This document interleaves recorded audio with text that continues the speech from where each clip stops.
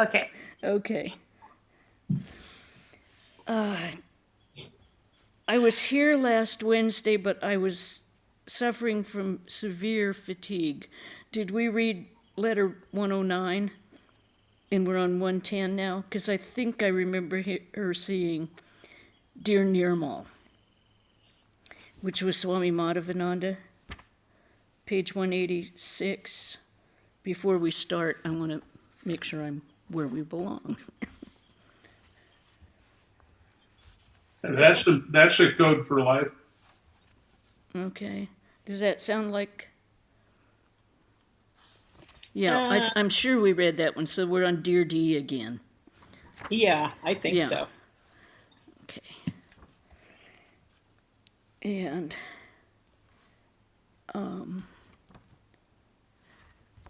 I was looking at another book to possibly read.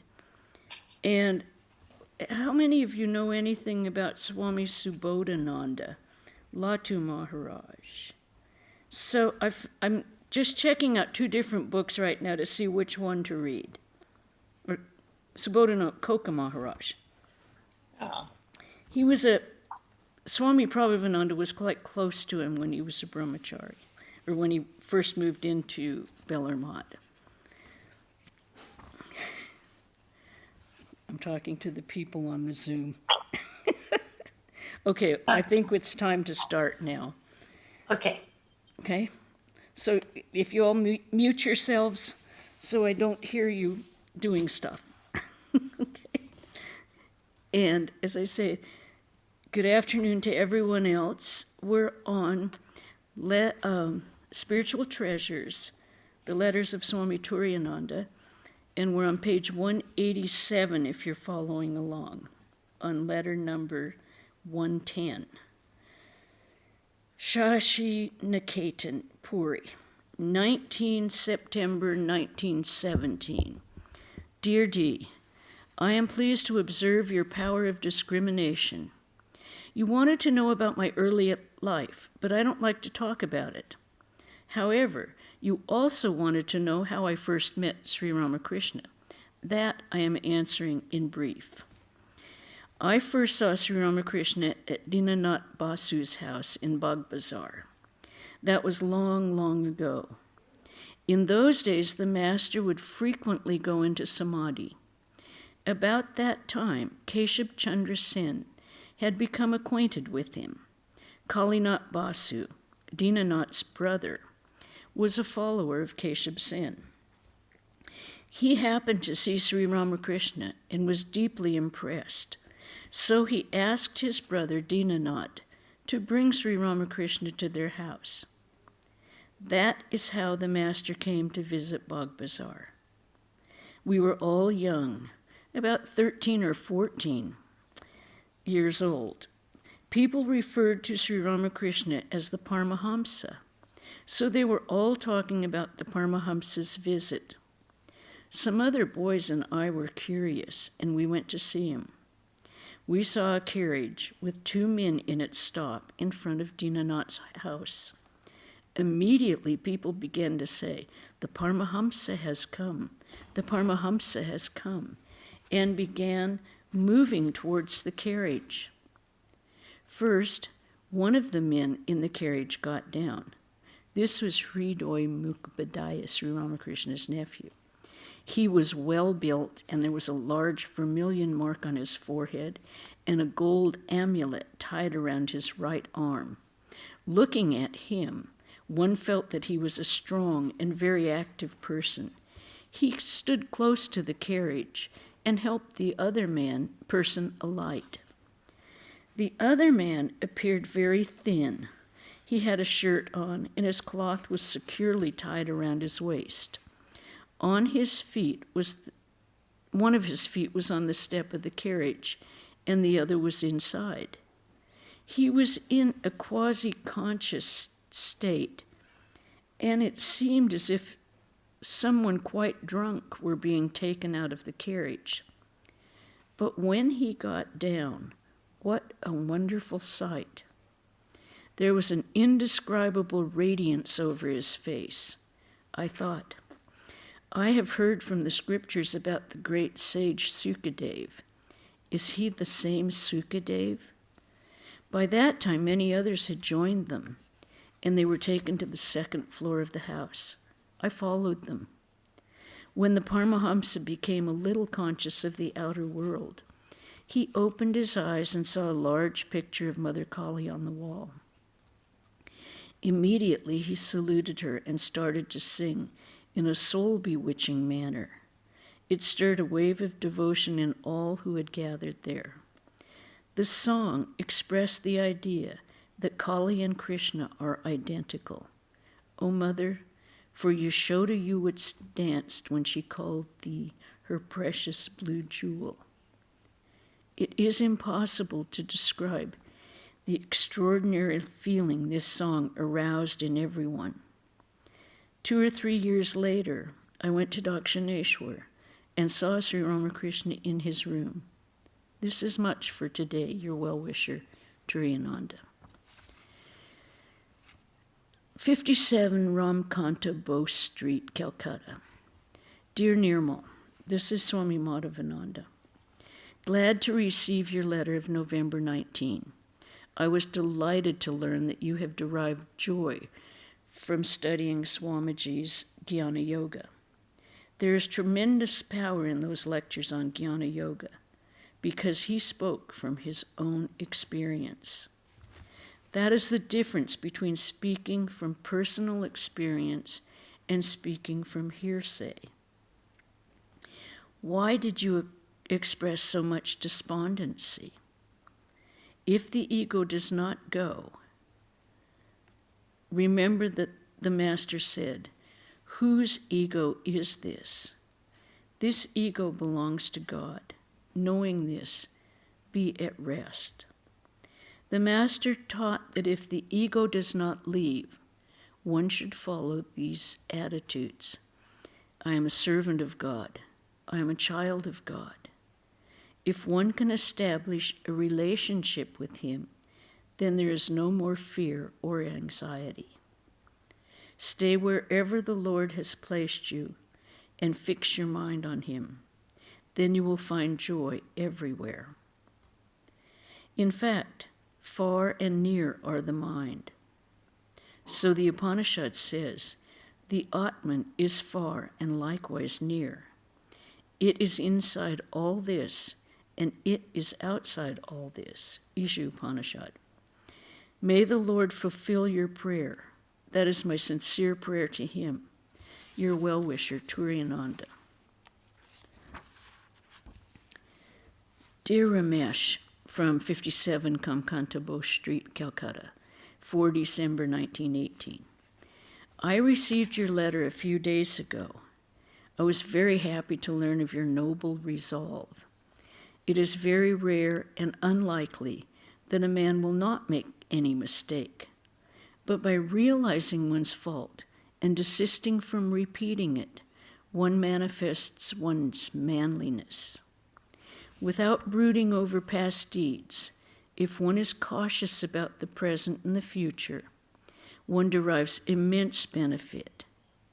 It is very important that one should try to keep the body and mind strong, healthy, and pure. Otherwise, one is not fit for any noble work. Before practicing meditation, one should acquire the requisite qualifications. It is extremely difficult to be absorbed in meditation all at once. I think every one of us can speak to that one. At first, one should try to withdraw the mind from all sense objects and direct it to one particular thought. This is called pratyahara. After practicing pratyahara, one focuses the mind on a particular part of the body, such as the tip of the nose or between the eyebrows or on the heart, whichever is convenient. That is called dharana, concentration. When one has mastered this practice, one should attempt meditation. If one can make the flow of thought on a particular object or idea as steady as the unbroken flow of oil It is called dhyana, meditation. The illustration of the flow of oil is given because there is no interruption in that flow. In meditation, the thought flows continuously towards the object of meditation. Through long spiritual practice, one acquires the power of concentrating the mind and thus becomes fit for meditation. At first, one should practice meditation on a concrete form, such as the image of a deity, as it is not easy to meditate on the complete image right in the beginning. One should try to meditate on a particular part of the body, such as the face or the feet. When one becomes adept in this practice, one will find it easier to meditate on the full form. Then, gradually, meditation with form leads to meditation on the subtle, formless aspect of God. But in this stage of meditation, one should be extremely careful because various obstacles arise at this time, such as sleep or inertia, distractions, torpidity, and so on. One should be aware of these things. You have written that the mind becomes concentrated while thinking about the solution of some problems. This is also an aspect of meditation. If I strive, I shall be able to be very meditative. This faith of yours is undoubtedly extremely good. I think we have talked about this before. If you can absolutely concentrate on anything in your life, with your whole mind and all your being, you have already developed the power to concentrate. The idea is then to make sure that you are concentrating on God rather than your problems. I mean, that's one of the first things that comes up to everyone who tries to meditate. You write the best arguments, you say the best things, you solve every problem that you've ever had while you're supposedly sitting and meditating on God. But if you can concentrate, and you have felt that concentration at any point in your life, you have the ability to meditate. Okay. In the 6th chapter of the Gita, Krishna has given specific instructions on meditation, beginning from, in a clean spot, having fixed his seat, this is verse 11, to attains the peace abiding in me, the peace that culminates in nirvana. So that's verse 11 through verse 15 in chapter 6 of the Gita. You can read that on your own and concentrate on it. If one reads the Gita daily, one's heart will be purified. Fix your mind on God and move towards him. Then you will not have to be afraid of worldly Maya. God will protect you and make you his own. If there is no theft in the chamber of your heart, and if your mind and speech are united, then the omniscient Lord will grant what is right for you. Know this to be the undisputed teachings of all scriptures and great souls. Stay away from evil company and be always prayerful. If you can do that, the Lord will guide you while sitting in your heart. What more shall I write? Your well-wisher, Turiyananda. Now, did you notice that if there's no theft in the chamber of your heart and your mind and speech are united, then the omniscient Lord will grant what is right for you? It doesn't say what you want. It says what will be right for you. That's a problem a lot of us have. We want what we want. Okay. Next, 16 December 1918, 57 Ramkanta Bose Street, Calcutta. Dear Fani, some days ago I received your letter. I am glad to learn that you are well. Now I shall try to answer your questions. The word nirodha means to control completely. Not allowing the mind to dwell on external objects is called chitta nirodha in yoga terminology. Excuse me. It is a state in which the mind is drawn inward. Number 2, you have rightly mentioned that state is called nirodha when the mind becomes completely devoid of thought waves. As soon as the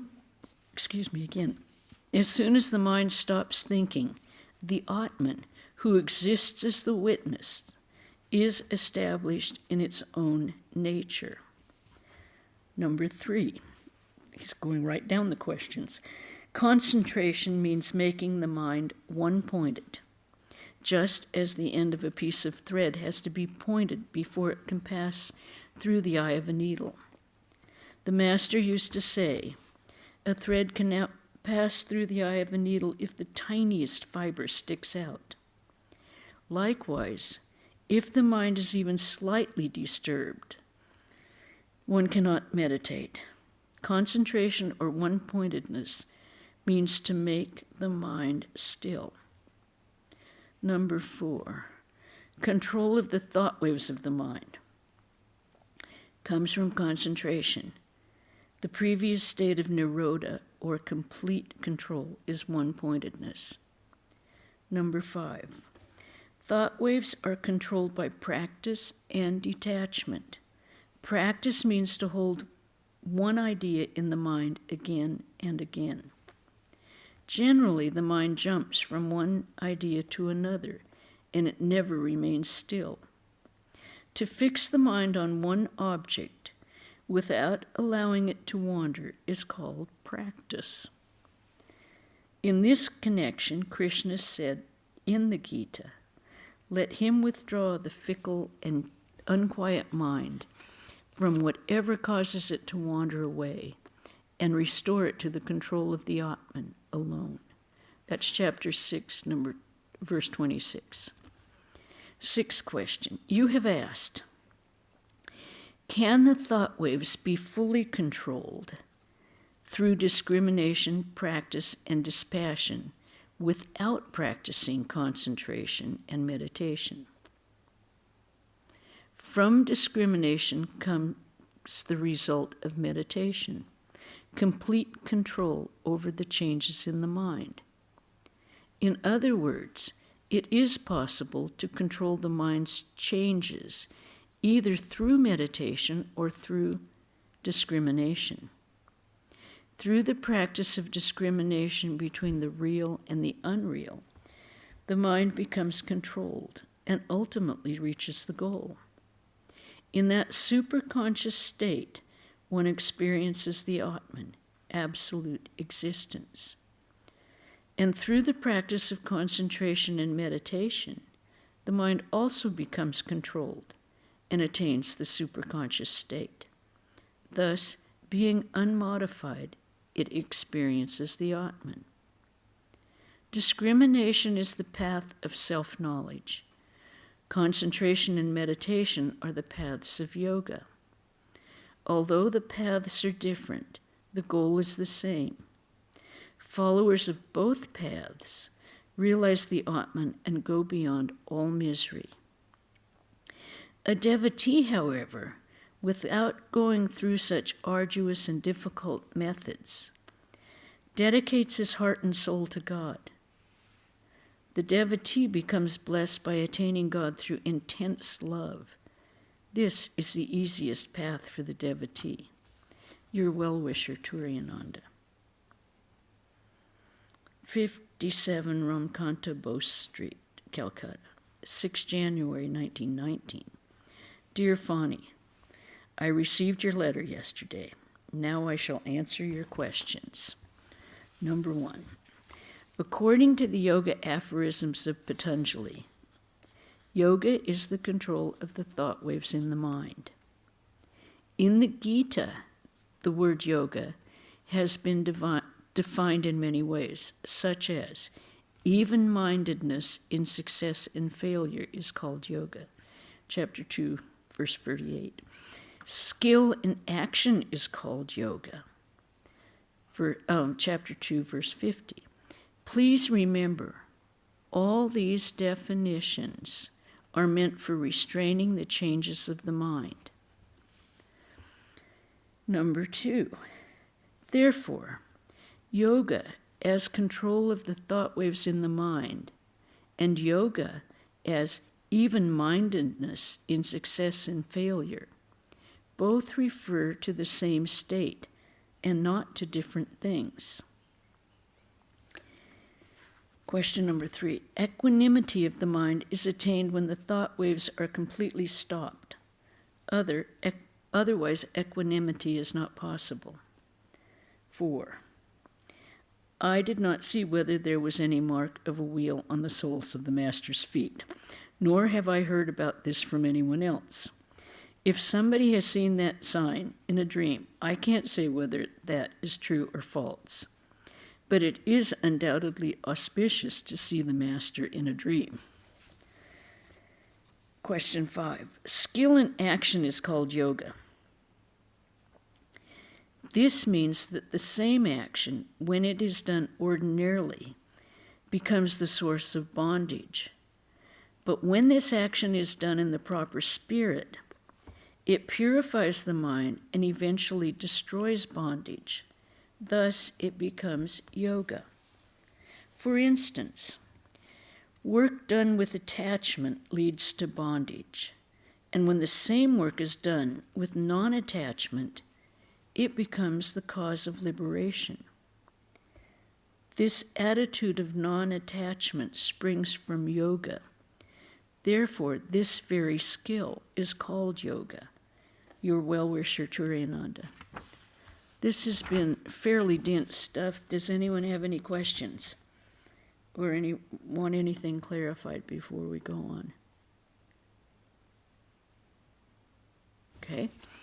Varanasi, 18 April 1919. Dear Sharvananda. Whoa, this is a long one. I received your letter some time ago, but I could not write to you until now because I was ill. Though the subject, what is Sri Ramakrishna's philosophy, is extremely difficult, with the Lord's grace, I will try my best to answer your questions. It is not so easy to speak about Sri Ramakrishna's philosophy.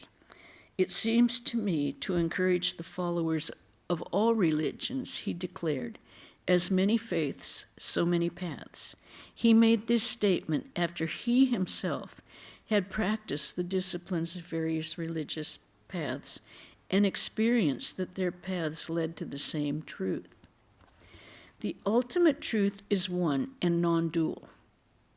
It is called various names: Brahman, Paramatman, Bhagavan, Lord, God, and so on. Whoever has realized that truth has tried to express it according to his own temperament and understanding by giving it a particular name. But nobody has been able to express the whole truth. What he is, he is. That is the final conclusion of those who have realized him. From different standpoints, Gaudapada's doctrine of no creation, Shankara's doctrine of superimposition, Ramanuja's doctrine of transformation, and Srikanta's doctrine of Shivadoita. Each one of these is true. Again, apart from all these doctrines, God is beyond all human expression and beyond the cognition of the mind. The founders of all these philosophical systems practiced austerities, and having received God's grace, they preached the various doctrines at his command. God is the subject from which these doctrines evolved, but he himself is beyond them. The philosophy of Sri Ramakrishna is to express this truth. That is what I think. Hanuman said to Rama, O Lord, when I identify myself with the body, I am your servant. When I consider myself as an individual soul, I am a part of you. But when I look upon myself as the Atman, I am one with you. This is my firm conviction. Sri Ramakrishna referred to this statement as the best conclusion of different phases of spiritual experience. Why should it not be possible to see the worship vessels as Brahman, saturated with consciousness? This is a reference to Sri Ramakrishna's vision in the Kali temple, where it was revealed to him that everything is pure spirit. Quote, throughout the universe he exists, pervading every being and everything, animate and inanimate. There is nothing but God. God verily is all. Because we cannot see him, we see objects instead. But the fact is that God is everything. Names and forms originate from him and remain in him. The waves, the foam, the bubbles, they are all nothing but water. Who cares if your doctrine of superimposition stands or falls? He who has known this truth, that Brahman is all, cannot be content with a lesser viewpoint. The master used to experience a state beyond all thoughts and ideas. That state transcends name and form, words and mind. There exists only one without a second, beyond the realm of Prakriti, that is, beyond relativity. Where is the doctrine of superimposition or the doctrine of no creation in the realm of oneness? And yet again, all doctrines, whether of superimposition or of no creation or of transformation, etc., originate from the Lord. He alone is the reality, the truth, and again he is the source of all individual beings and of the universe. This manifestation is also true if he is not forgotten. Name and form become unreal if we forget God, because they cannot exist without him. Sri Ramakrishna said, zeros added together amount to zero. Place the digit 1 before them, and they add in value. The digit 1 is God. But if he dwells in our thoughts, only then can we understand the truth, that the pith belongs to the sheaths, and the sheaths belong to the pith. This is a reference to Sri Ramakrishna's saying that as long as the plantain tree contains sheaths, it also contains pith. He was illustrating the point that while God keeps the ego of a devotee in a person, the relative, the sheaths, is real, and so is the absolute, the pith. At that time, one can understand these sayings of the Gita. All things in the universe are pervaded by me, chapter 9, verse 4. All is strung on me as a row of gems on a thread, chapter 8, verse 7. The main thing is we must see God. When we see the Lord, everything else disappears. One experiences God as everything. Before we see him, we have doubts and confusion and all sorts of theories and controversies. But these cease to exist as soon as we see him. Then one experiences uninterrupted peace and bliss. Therefore, Sri Ramakrishna's philosophy is, in whatever way and at any cost, we must attain God. The Master said, tie the non-dual knowledge in the corner of your cloth and then do as you please. This means, once you attain God, it does not matter which doctrine your temperament bids you to uphold. Liberation is assured when you know him. Then there is no more bondage. After death, whether you take another body or not depends upon your wish. The seekers of nirvana, final liberation, consider this world a dream. They merge their minds in the impersonal aspect of Brahman and become one with it. The devotees who are attached to the personal God consider this world a manifestation of God's power. They attach themselves to the Lord, who is existence, knowledge, bliss, absolute. They are not afraid to be born again and again. They consider themselves to be playmates of God, and they come to the world to join his divine play. They delight in the Atman, and at the same time remain devoted to God. They covet nothing in this world. They even refuse to accept nirvana if it is offered to them. That is enough for today, Turiyananda. And I think we'll agree with them. That is enough for today. Any questions, any comments? John? You're muted still. John, you're still muted. Okay, now I've got the permission here. Yeah, focusing on one word that you said, I want to make sure I understand. This is written about 1917. Quantum mechanics was coming in. Max Planck had his treatise in 1906. And you, being a mathematician, would understand the superposition of waves.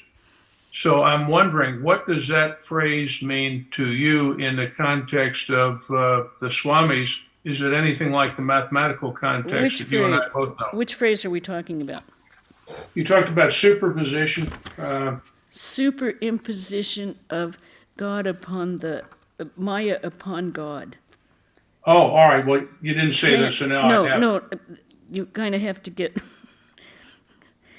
He's assuming that you know Shankara's doctrine of superimposition.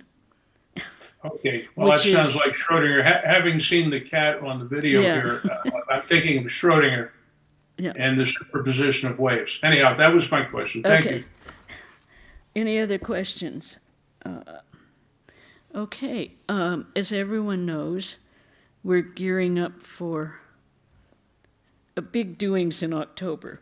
October 1st will be Durga Puja. It will be here in the temple, online, and everyone's invited if they would like to come. On October 15th, we're going to have another, we're going to have the Diamond Jubilee, the 75th anniversary of the founding of the convents of the Ramakrishna Order. And we'll send out a program online of what is exactly happening that day. Now, for the local things, Saturday we'll have a gospel reading at 5 o'clock here in the temple. Sunday, Swami Chidbrahmananda will be talking on See the Stars from Where You Are. Okay? And I think that's it for this week. So we hope to see you all, and I'm glad you got here. I hope stay well. We'll see you next Saturday. Yeah. Okay. I may see you tomorrow, Des. Okay. Okay. All right. We'll end with a chant. Om Shanti Shanti Shanti Hari Om Tat Sat Sri Ramakrishna Panamastu.